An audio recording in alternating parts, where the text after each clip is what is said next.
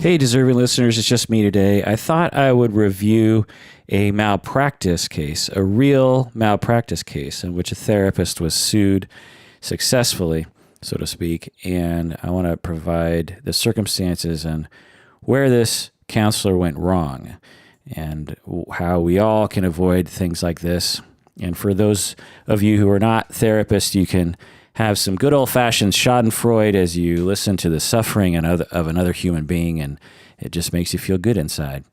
This is the Psychology in Seattle podcast. I'm your host, Dr. Kirk Honda. I'm a therapist and a professor.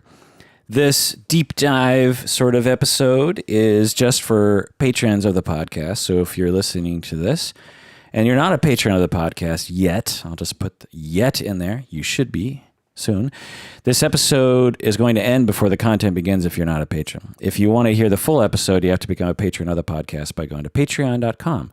That's patreon.com. Patrons get access to all premium episodes on their phones or on the Patreon page, but mostly on their phones. When you become a patron, I'll send you the access information, and know that a portion of your monthly pledge goes towards various charities that we support.